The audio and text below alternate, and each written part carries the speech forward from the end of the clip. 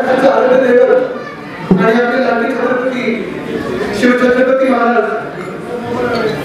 यांचे आशीर्वाद घ्यायला योगायोग म्हणजे असं की मागच्या 5 वर्ष पूर्वी मागच्या निवडणुकीच्या वेळी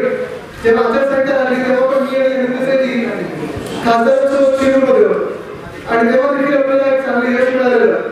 उद्यापासून प्रचार सुरू व्हायच्या आधी इथे आशीर्वाद घ्यायला आपल्याला आठवतं काहीच महिन्यापूर्वी जेव्हा आपण अयोध्येला जात होतो तेव्हा देखील उद्धव साहेब विचारलेली इकडची माती आपण अयोध्येला गेली जेणेकरून लवकरात मंदिर बनवण्याचा आशीर्वाद आपल्याला मिळेल.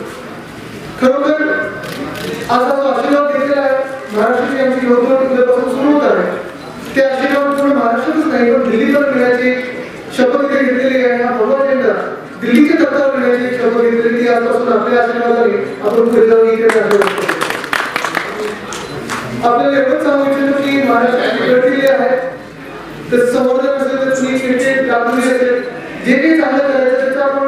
पुरेपूर पाठपुरावा आलेलोच आहे आणि अशा स्थितीला आहे की लवकर जे काही निधी मिळायचं आहे जे काही प्लॅन सँक्शन व्हायचे ते या येत्या काही वर्षांमध्ये 1-2 वर्षांमध्ये आपण पूर्णपणे करू शकू आणि गडकिल्ले जे आहेत आपण चांगले सुशोभित करून